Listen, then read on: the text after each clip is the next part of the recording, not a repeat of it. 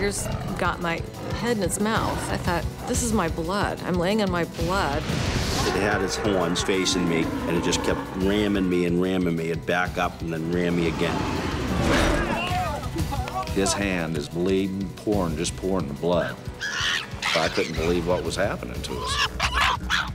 It's everyone's worst nightmare, being eaten alive by a wild animal.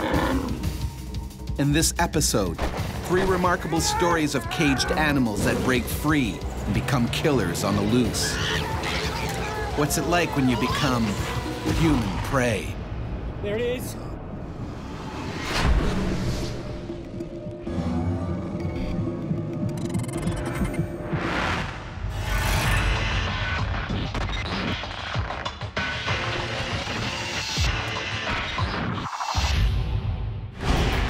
Gary Brown was nearly ripped apart during a deadly chimp attack on a sightseeing trip in West Africa.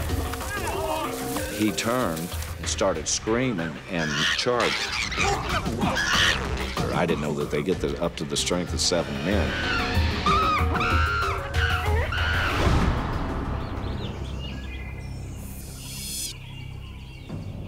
On the west coast of Africa, deep in the Sierra Leone rainforest, a large captive colony of chimpanzees lives peacefully on the 100-acre Takugama Chimpanzee Sanctuary. Bruno, a 200-pound alpha male, is the colony's leader. An alpha male is the term used to describe the highest-ranking male chimpanzee. The alpha male is the chimpanzee who can win a fight with the other males. In the wild, Bruno would rule a territory at least 50 times the size of the Takugama Sanctuary.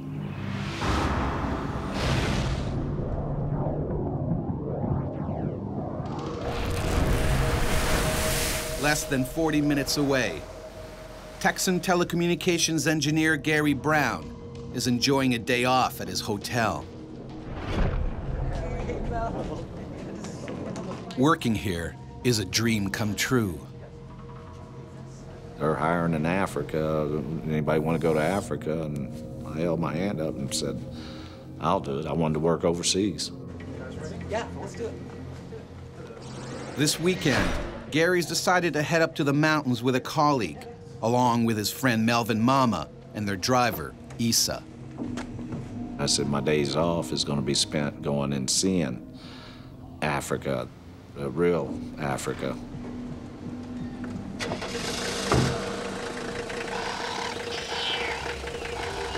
Issa drives them deep in the rainforest towards the Takugama Chimp Sanctuary.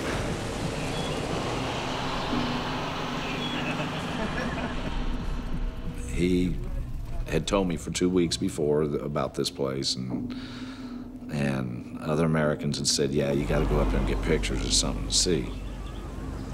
It's the largest chimp refuge in the world. Bruno is the alpha male. He's so big. Yes, I'm from Texas. We grow prairie dogs bigger than any ape. You'll be glad he's behind an electric fence. Yeah.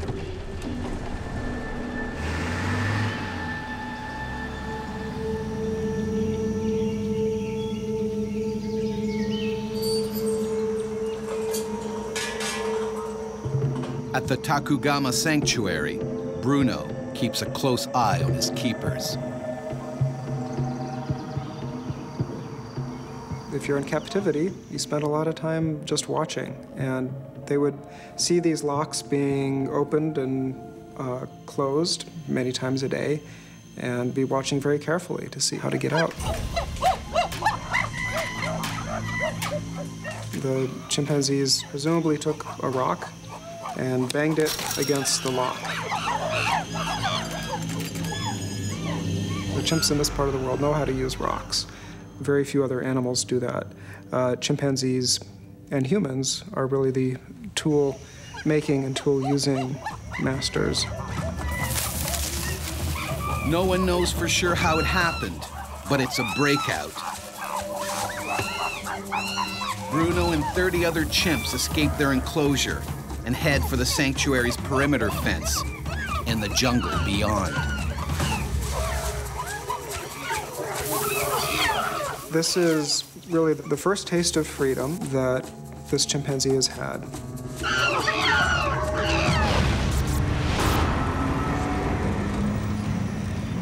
Unaware of the breakout, Gary and his friends continue to the chimp sanctuary.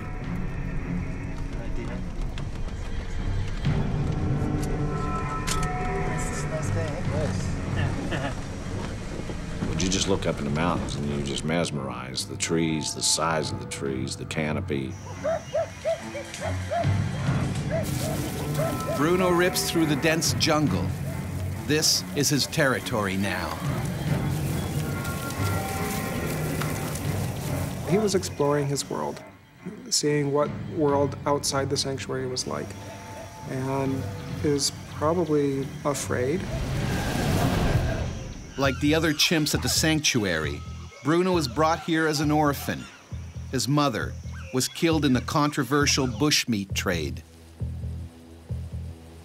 In Sierra Leone, like much of the rest of Africa, people eat chimpanzees and other primates for food. They would have seen their mother and probably other members of their community shot and killed when they were young. The chimpanzees would have that experience. They would remember strangers coming. They would remember the gunfire. And it's probably a reasonable assumption on the chimpanzee's part that a strange human being is a dangerous creature. Bruno hears an approaching car. The chimp immediately sizes up the situation.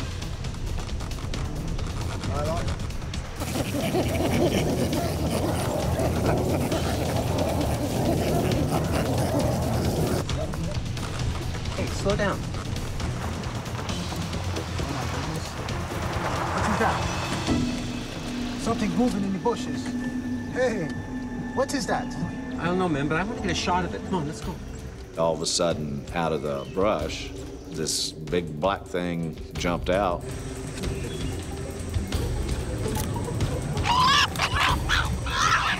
First thing I thought was, cool, you know, I'm seeing something in the wild. Windows. Turn the windows up. Slow down, man. Jesus. Issa quickly recognizes that the huge chimp is charging. It's time to get out. Issa, he just threw the car in reverse and just took off backwards. But fleeing only makes things worse. He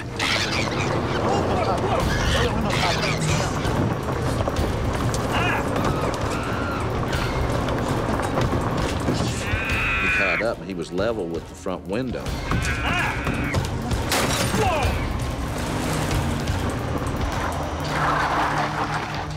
Bruno seems to have disappeared. And all of a sudden, it was just like an explosion.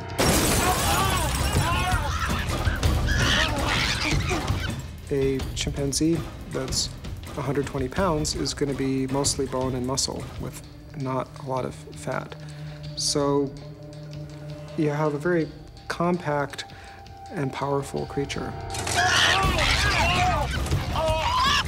Fighting for their lives, they somehow manage to shove the furious chimp out the window. Melvin's hand has been bitten to shreds. Right here, all this was gone. If you run, you're showing that you're afraid of him, you're weak, and he'll take advantage of that.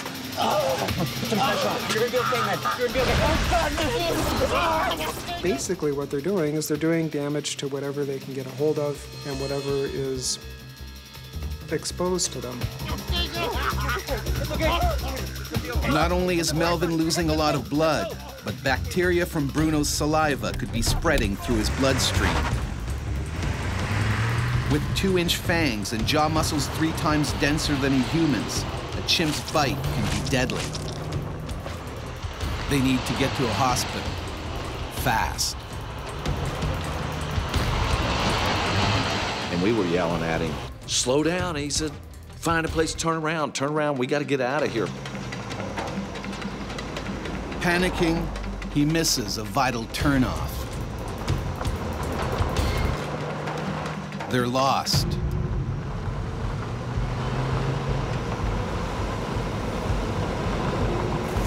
Terrified, they hit a dead end.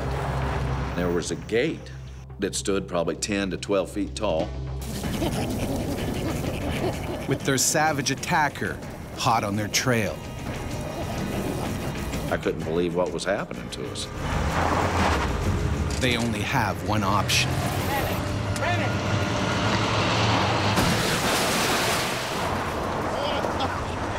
We stalled.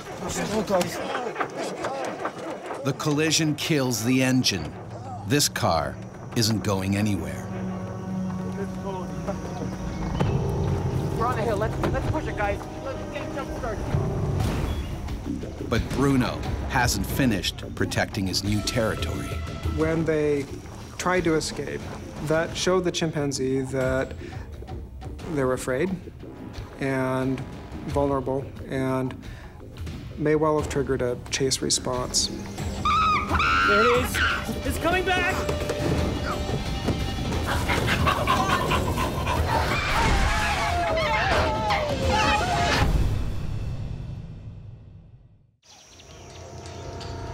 In the Sierra Leone rainforest, American Gary Brown and his party have been attacked by an enormous chimp.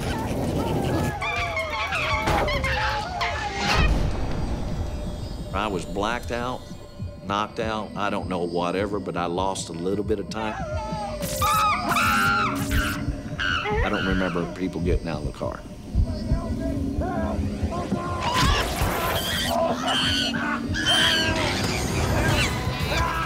Horrified, he spots Melvin on the ground. Bruno is chewing him apart. The chimp takes Melvin's foot in his mouth and bites down. Gary's adrenaline kicks in. I was angry and just mad. Instead of running, I just started looking for a weapon. That's when I lost it. I had enough. And everything that came over me, came through me, all of a sudden I had total clarity.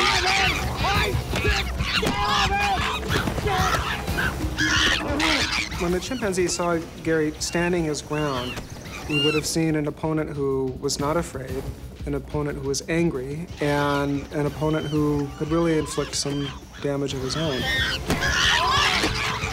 I had the tree turned up and was ramming him, and he was trying to get up, and I kept ramming him on the ground. It was a very powerful and hurtful blow, and that was absolutely the right thing to do because it convinced the chimp that if it kept up this attack, it was going to get hurt. Suddenly, Bruno bolts off. The fight was over with him because he kept his back to me. And what I seen when we attacked each other, eye contact, facial expressions, that was totally gone on him now. Melvin is badly wounded. His foot is completely mangled. He's bleeding to death.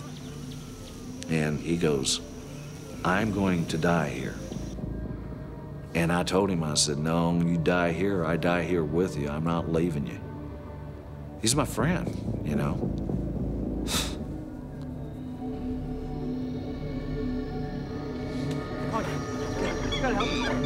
And there's no sign anywhere of their driver.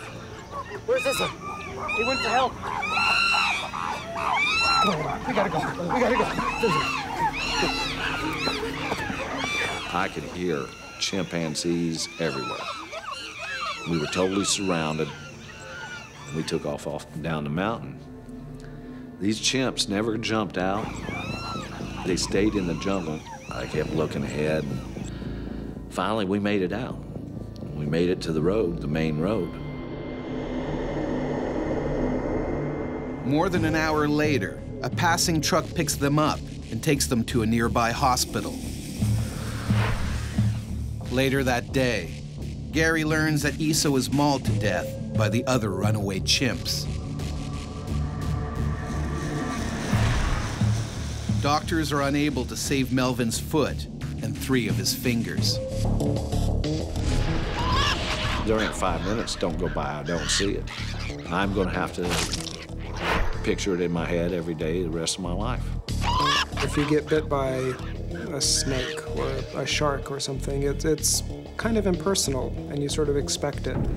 But for a chimpanzee, something that is clearly very similar to us in lots of ways, it would just seem a lot more personal, I'm sure.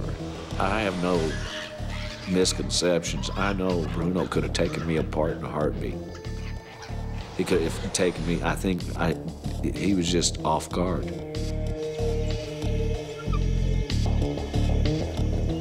Of the 31 chimpanzees that escaped the sanctuary, 27 were recaptured or returned on their own. 4, including Bruno, are still on the loose.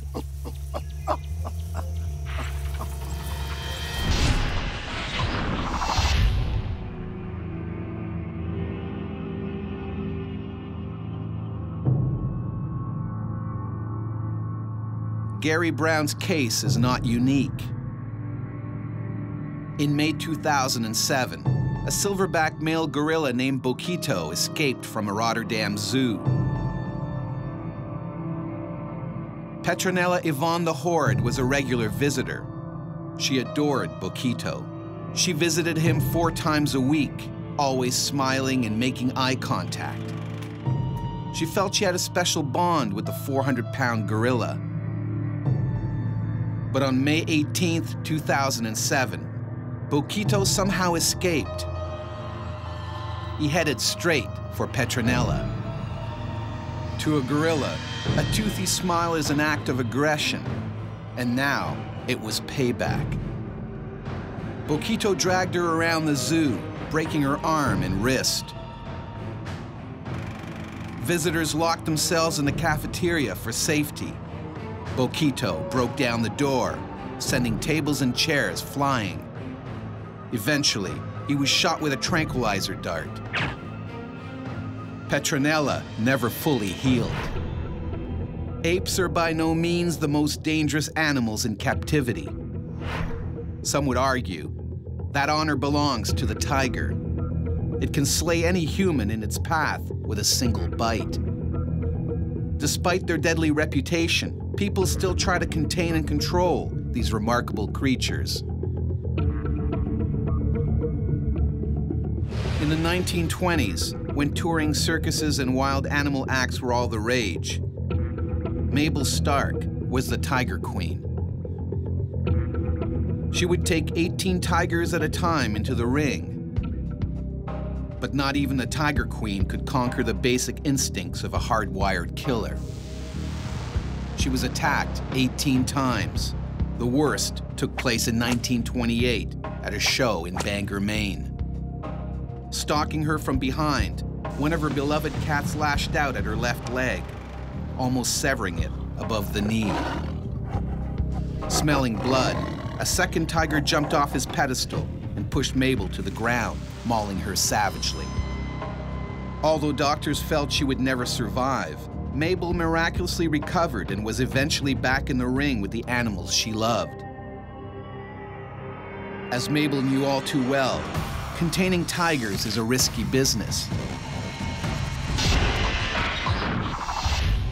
Animal lover Jan Gold was also savaged by a captive tiger. When it broke free at a zoo, her lavish fundraising dinner turned into a living nightmare. He just reached up and grabbed my bag. He bit into my head, and the next thought was, am I gonna survive this? Jeez, go for help! Go for help! Go for help! Zoo Boise is one of the most popular attractions in southern Idaho. The stars here are brothers Taiga and Tundra, a newly arrived pair of 2-year-old, 600-pound Siberian tigers. Also known as Amur tigers, they are at the zoo to provide an important gene pool to help ensure the survival of the species. Tigers are highly endangered. There are now more of them living in captivity than in the wild. But keeping one of the world's most deadly hunters behind bars comes with big risks. There have been at least 45 deaths by tigers in captivity of humans over the last 10 years. And there have been 115 injuries serious enough to make the media.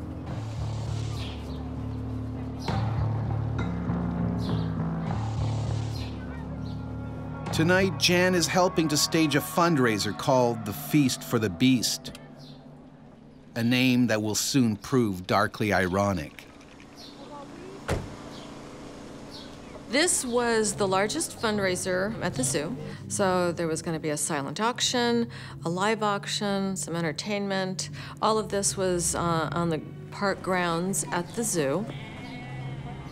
The money will help build better facilities for the zoo's animals. I believe in doing what I can for the animals. I love animals. It's always been a fascination for me. In the wild, taiga and tundra would roam a territory 18 times the size of Manhattan.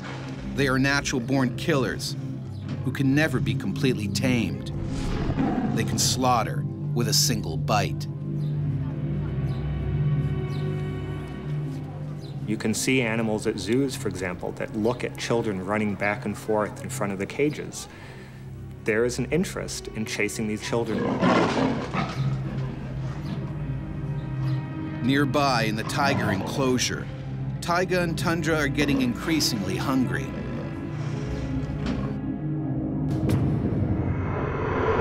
In the wild, they would learn to kill and eat large prey, even bears.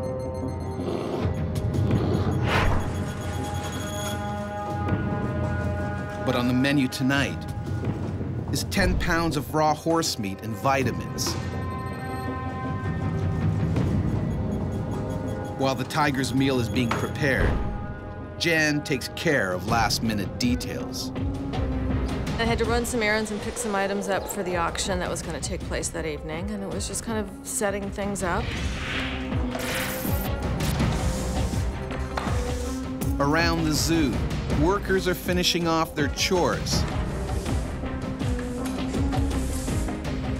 One of the tiger cages is accidentally left unlocked, but no one notices. Hello, everyone. Allison, it's wonderful to see you. You enjoying yourself? Excellent. Well, the barbecue should almost be ready, and then it'll be over for you. Excellent. Nightfall, and the zoo's social event of the year is underway. It's a good turnout.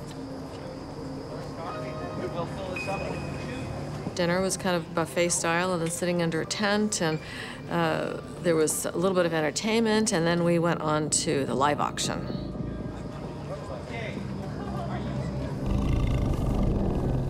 In the nearby tiger cage, taiga and tundra are most likely agitated by all the commotion.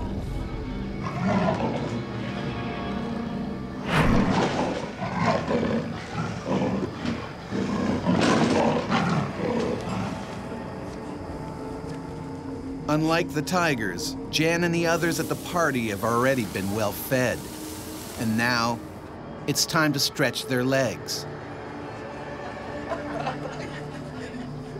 I got up with some friends, and we just decided to walk around.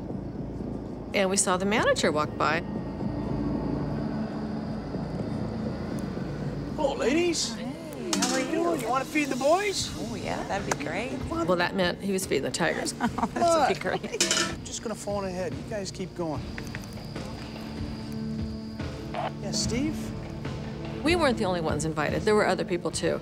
Mostly board members and family of the board members or friends. Jan and her guests are excited. They can't wait to see the big cats feed. Here we go. As I walked down the hall, there was 3 cages on my right. Jan spots something strange. The last cage, the gate was wide open, and we noticed that. And we just kind of, well, obviously they must know it's open. And we talked about it, thinking, well, maybe they are going to direct the tigers into the first 2 cages.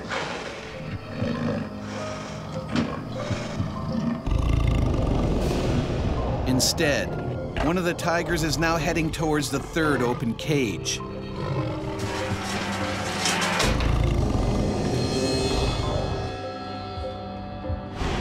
face to face with Jan. All of a sudden, there was a tiger in there.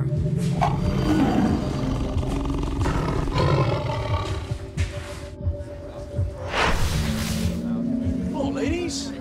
How are you? You want to feed the boys? At a zoo fundraiser in Boise, Idaho, a cage door has accidentally been left open. And now, board member Jan Gold is face to face with Taiga, a 600-pound Siberian tiger on the loose. It probably never had the door open before. It didn't know what to expect, but it moved forward, and it could keep moving forward.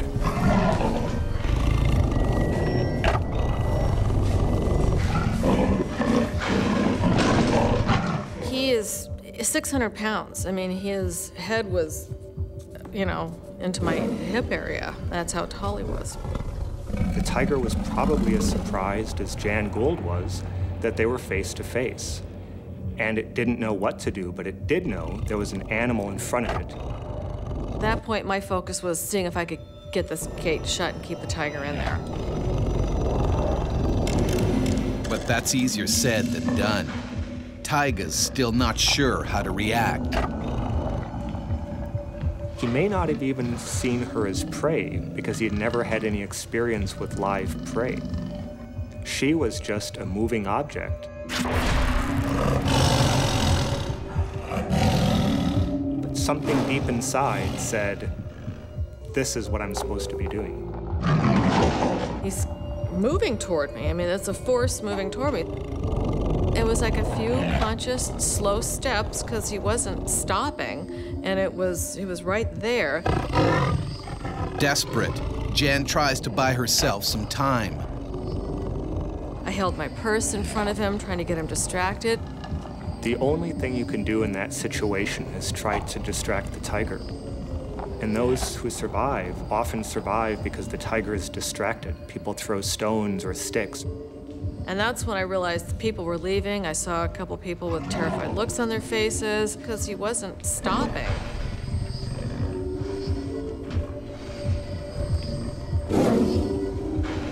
The tiger hasn't attacked yet, most likely because Jan's looking it in the eyes. You want to look big. You want to face it. In the wild, tigers prefer to attack their prey from behind. Without realizing, Jan makes a tragic mistake.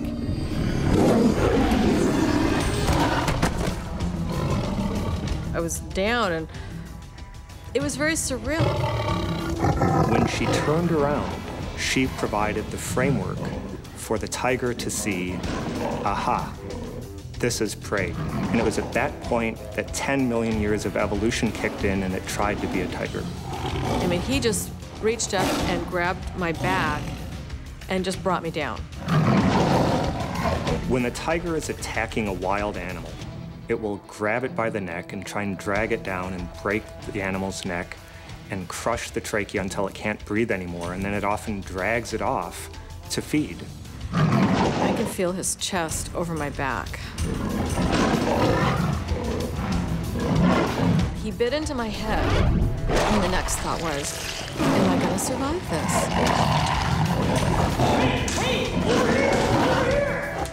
His powerful 4-inch canines can easily puncture Jan's neck vertebrae, forcing them apart, eventually breaking her spinal cord. He had no experience. He didn't know where to bite, but he bit, and he grabbed her head, and he kept on going. All the others can do is look on in horror. I thought he actually bit through and crushed my skull, and it was so loud. And then he came to a point and just stopped, and he held me there. He just sort of held me. A police officer hired as security for the event takes aim. Hey, you gotta shoot the tiger! Shoot the tiger! Get on! Hey! For the veteran cop, it's tricky getting a clean shot. He fires slightly over Taiga's head just to scare him off.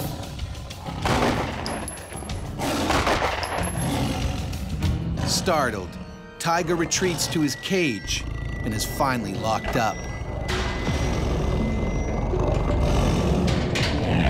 The bullets was enough to surprise the tiger to move back.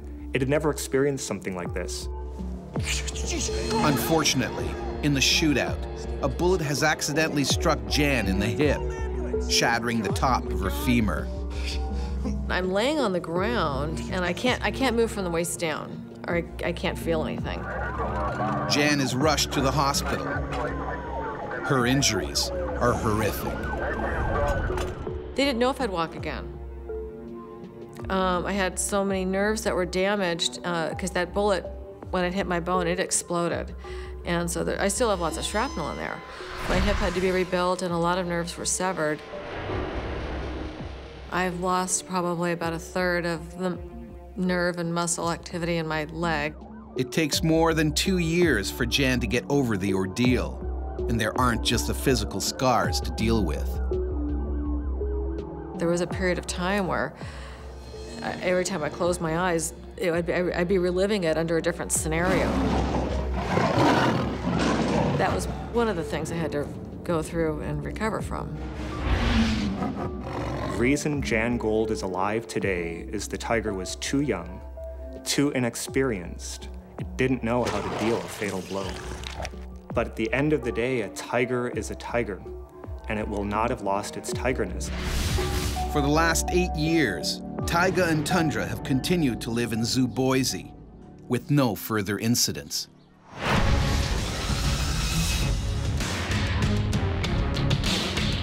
To avoid conflict, most captive animals are kept away from humans. But what about those bred specifically to attack, like bulls?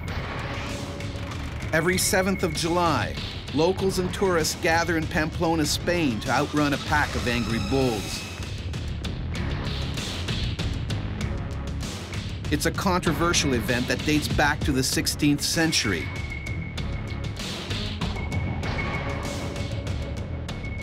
As many as 300 participants are injured each year. 14 have been killed since 1910.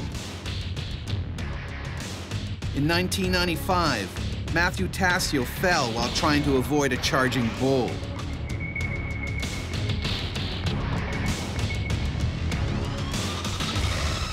Just 22, Tassio became the first American to die on the streets of Pamplona. Even matadors with years of training can never completely control a powerful bull. In 1947, top bullfighter Manuel Rodriguez Sanchez finally met his match. Going in for the kill, Sanchez was savagely gored, his femoral artery slashed by the animal's jagged horns. The man everyone thought could tame the brute force of a bull was pronounced dead hours later. Half a century later, police officer Kenneth Shaw also found out the hard way what it's like to try to stop a 1,400-pound runaway bull. And it was on top of me, slamming me into the ground, and I felt the pain go up to my chest. This thing ain't stopping.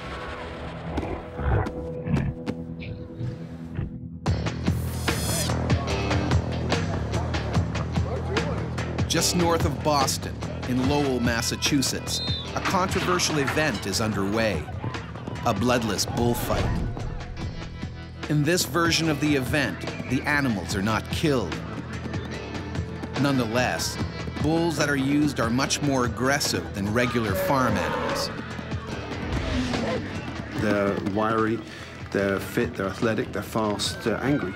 So their, if you like, threshold for aggression is very different. So it's comparing a Labrador with a pit bull. As this enormous 1,400-pounder waits to face the matador, he gets increasingly worked up. When they're confined, when they're frightened, they get sometimes mean and certainly unpredictable. So stress, fear is really the big danger signal for bulls that will get them to do things that in nature they would never do normally.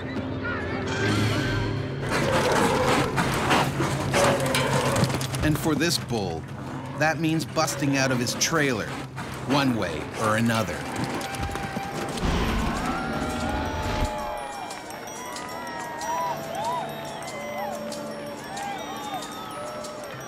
Nearby, Lowell police officers Maggie Malik and Kenneth Shaw are on duty. Basically, your job was to keep the patrons from not coming from the facility with any type of alcohol or anything like that. Gorgeous, hot, bright, sunny day. We had over 300 cars. We almost had to close the gates because we couldn't fit another car in. Maggie's main concern is that she doesn't have to watch any of the fight.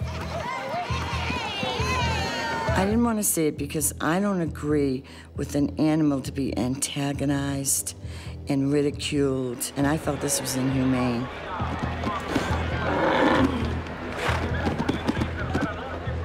Their real problem, however, is a few hundred yards away in the bull's trailer. The noise is pushing the animal over the edge. There was a lot of alcohol flowing. There's a lot of banging around and noise and music, and that's pretty nasty cocktail for a bull, really. You have the makings of a bull that is going to be, if you like, out of his mind with anger.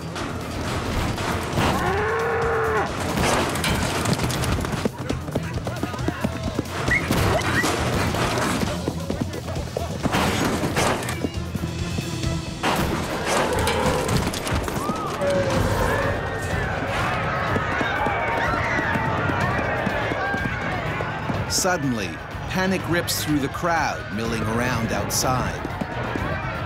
All of a sudden, I see people start to run and start screaming. Kenneth races around the corner and comes face to face with a half-ton nightmare. Somehow, the angry bull is broken loose. Now, all of a sudden, I'm in a situation where I have to deal with that animal that's running rampant. There's no truth in the belief that red specifically is antagonistic to bulls. Movement is the biggest single factor which triggers a bull attack. The bull zeroes in on a target. The gentleman was basically with his back up against the bed of the pickup truck, and the bull just kept slamming him into the back end of the pickup truck. The strength of this animal was truly amazing.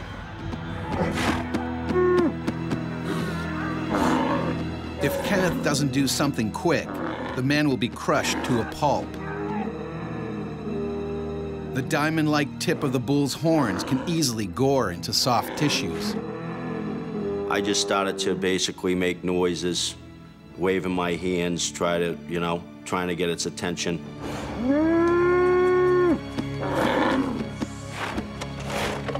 Then turn its attention on me. My adrenaline was just, it just all came so quickly. Charging at full speed is a wall of muscle. It was a scary sight. Nearby, Maggie is unaware that a furious monster is gunning for her partner. Everybody's screaming, there's music going on. You can't really hear anything. It charged me, and I jumped on a vehicle that was close. It slammed off that vehicle and then just bounced off. But I knew it could pack a wallop, so I didn't want to get hit with that. There is no protection against an attack by a determined bull, and especially a bull of that breeding, of that degree of infuriation, of that degree of temper. Finally, Maggie spots her partner. Kenneth has nowhere to go. They can really hit like a battering ram. Nothing is going to stop them, really. You'll be punctured. It'll go through your rib cage or some other part of your anatomy. They basically threw my body from the side onto the hood of the vehicle to get away from its wrath. And that made the bull mad. Don't frustrate him and don't antagonize him, because you always know that he can pull all the shots. It's frustrated. It looks for something else to demolish. It spots Maggie. He came with a run. He came with a snort. I don't know how to play like that. It's like, oh my God, what do I do with this bull?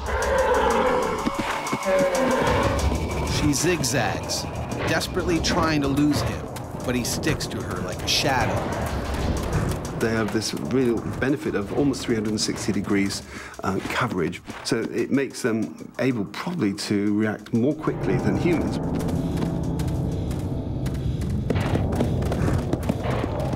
So if you stand still, the likelihood is that you won't be attacked.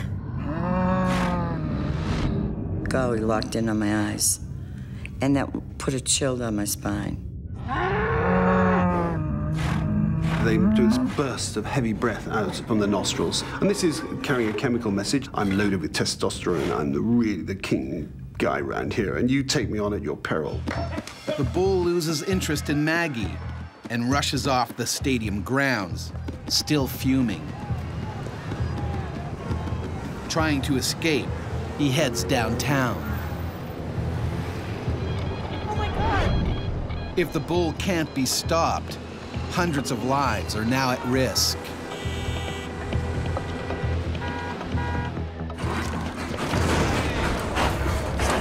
At a bloodless bullfight in Lowell, Massachusetts, a half-ton bull is on a violent rampage.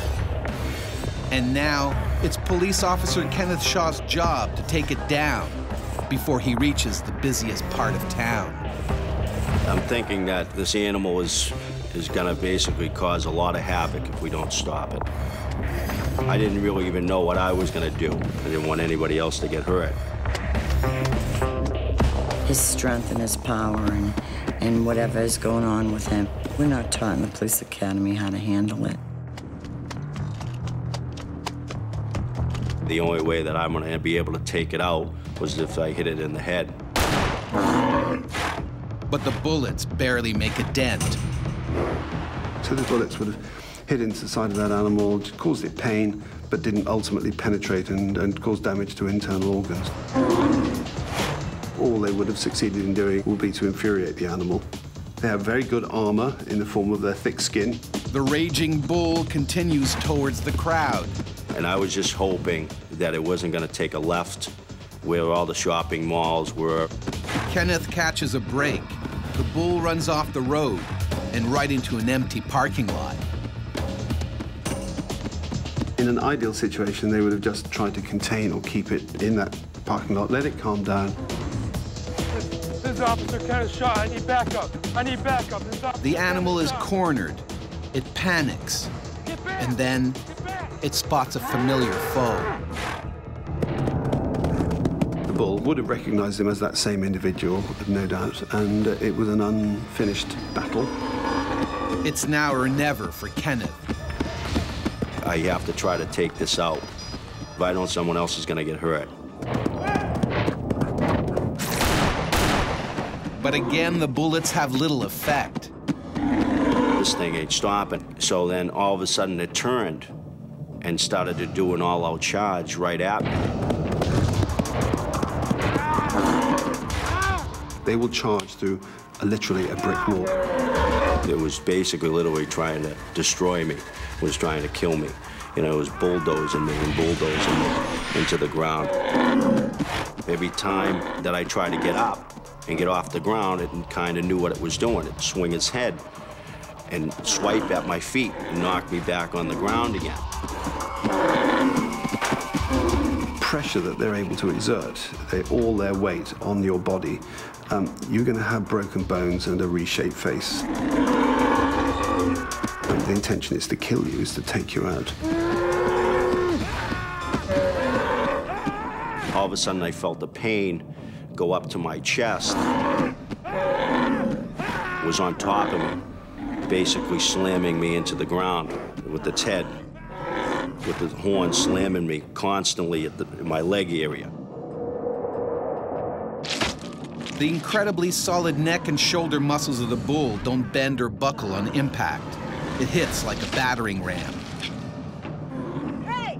Maggie tries to draw the bull away for the second time. Seeing Kenny's shattered uniform, seeing the blood on his skin, I at that point was not sure if he had gorged him in a major organ, and that takes you only seconds to bleed out.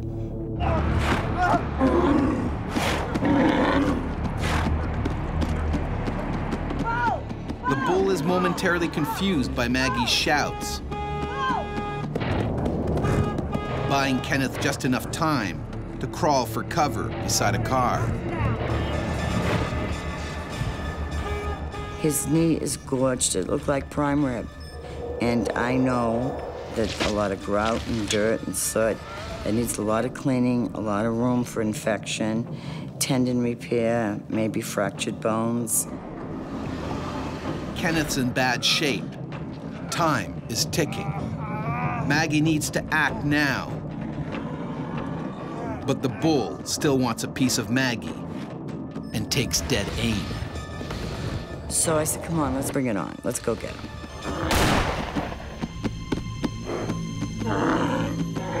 And I shot him right between the eyeballs and on the forehead. Which is actually the location that is used in slaughter, official slaughter of cattle. This time, the shot stuns the half-ton bull. He staggers away to the other end of the lot. Meanwhile, it's not looking good for Kenneth. I looked down and I could see my bones running the back of my leg. You're gonna be fine. You're gonna be fine. The bull is finally put down when police backup arrives at the scene. Kenneth is rushed to the hospital and goes under the knife. Tore out a piece of my quadricep. And then I also received basically a laceration to one of my testicles. I could bend one knee, but I couldn't bend the other. 2 years later, he finally returns to the police force, a hero. I get the Medal of Valor for basically my actions that day. Despite the controversy, bloodless bullfights are still held in some states, including Texas and California.